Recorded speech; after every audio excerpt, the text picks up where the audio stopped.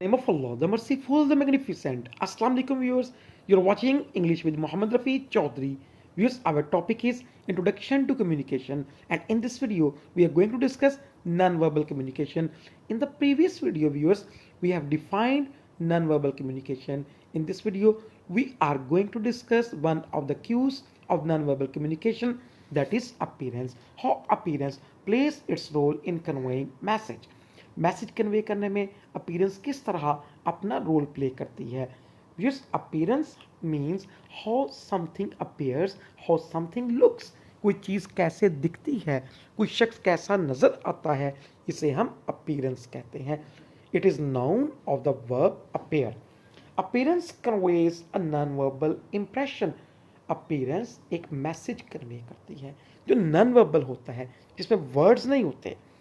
That affects receivers attitude, और ये message receiver के एटीट्यूड को मुतासर करता है, और ये उसका impact it might be negative और positive, it might be good और बैड. आपकी अपीयरेंस से वो रिसीवर पे डिपेंड करता है वो क्या मैसेज लेता है, क्या नॉन वर्बल इंप्रेशन वो रिसीव करता है.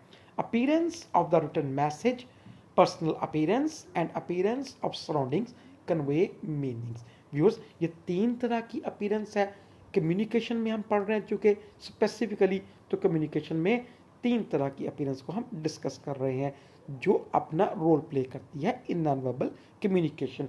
Appearance of written message. Written message की अपीयरेंस. व्यूअर्स, रिटन मैसेज की अपीयरेंस से मुराद ये है कि आपका जो मैसेज है, हाउ इट लुक्स, कैसा दिखाई देता है. अक्सर आपने सुना होगा कि हम कहते हैं पेपर की प्रेजेंटेशन अच्छी होनी चाहिए. प्रेजेंटेशन से मुराद ये है आपका लिखने का स्टाइल, आपकी हैंड राइटिंग और आपके पेपर में जो फॉर्मेट है चीज़ों को प्रेजेंट करने का, वो इट मस्ट बी अपीलिंग. वो अपीलिंग होना चाहिए, उसको नीट होना चाहिए. It matters a lot. ये चीज़ें मैटर करती हैं. आपने व्यूअर्स सुना है the first impression is the last impression. जितना अच्छा फर्स्ट इंप्रेशन होगा, लास्ट इंप्रेशन भी उतना अच्छा होगा. इसका मतलब ये है appearance place a vital role in communication. So written message में format, neatness and language of a written message send non verbal message to the reader before its contents are read. इससे पहले कि कंटेंट्स को पढ़ा जाए, reader को non verbal message convey हो जाता है through your appearance of your written message. आपके रिटन मैसेज की अपीयरेंस के जरिए. Number two, personal appearance. Personal appearance में व्यूअर्स, हाउ समवन लुक्स, कोई शख्स कैसे दिखता है. व्यूअर्स, अपीयरेंस जो है पहले भी डिस्कस किया, it matters a lot and in our society people are recognised by their appearance. लोग अपनी अपीयरेंस से पहचाने जाते हैं. एग्जाम्पल, हम डॉक्टर्स को पहचानते हैं उनके प्रॉपर ड्रेस से, और व्यूअर्स हम डॉक्टर्स को उनके स्टेथोस्कोप से पहचानते हैं, that is around their neck, जो उनकी गर्दन के गिर्द होता है. और viewers, lawyers in our community they are very respectable and they are recognised by their black coat, black tie, उनसे पहचाना जाता है. और व्यूअर्स, अगर हम और अपने सोसाइटी में नजर दौड़ाएं, beggars, the beggars they are recognised by the rags. तो इस तरह हम लोगों को उनकी अपीयरेंस से पहचानते हैं. इसका मतलब ये हुआ अपीयरेंस आल्सो कन्वे समथिंग, हमें कुछ कन्वे कर रही होती है. तो ये नॉन वर्बल इंप्रेशन कन्वे कर रही होती है. अब देखें पर्सनल अपीयरेंस में क्या क्या चीज़ें मैटर करती हैं. Clothing, hair style, neatness, jewellery, cosmetics, etc. are part of personal appearance.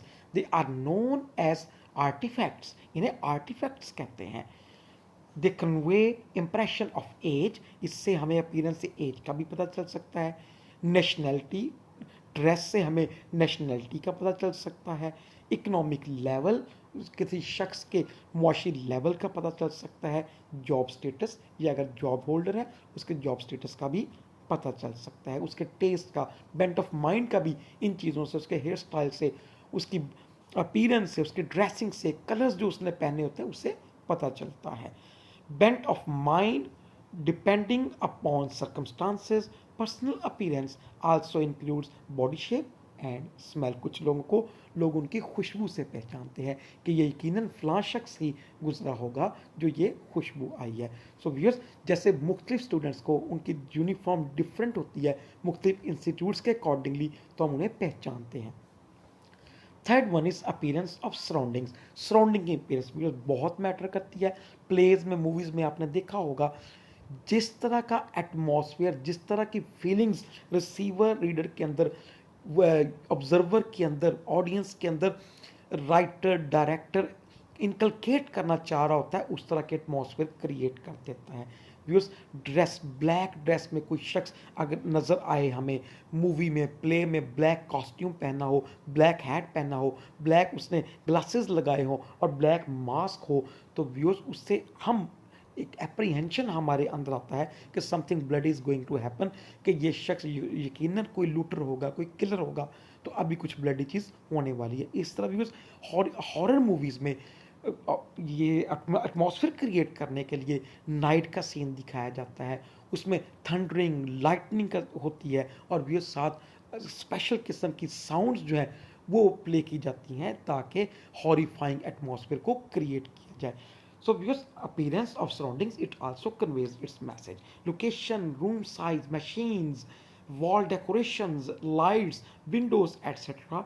ये सराउंडिंग्स की चीज़ें हैं जो हमें मैसेज कन्वे करती है। आप देख सकते हैं बार्बर शॉप में अपीयरेंस की लुक डिफरेंट है, डॉक्टर के क्लिनिक में अपीयरेंस लुक है, अगर आप किसी वर्कशॉप में जाएंगे वहाँ उसकी अपीयरेंस डिफरेंट होगी, क्लॉथ शॉप में जाएंगे उसकी अपीयरेंस डिफरेंट होगी, स्मेल डिफरेंट होगी, आप कॉस्मेटिक्स शॉप पे जाएंगे उसकी अपीयरेंस डिफरेंट होगी। तो हम अपीयरेंस से भी चीज़ों को पहचानते हैं, उनसे मैसेज लेते हैं हम। Country and culture, different surroundings convey different meanings. जिस तरह की सराउंडिंग होगी उस तरह का मीनिंग वो कन्वे करेगी। So viewers, this is all from my side. Thanks for watching this video. Keep watching my videos, share my videos, subscribe my channel. अल्लाह हाफिज़।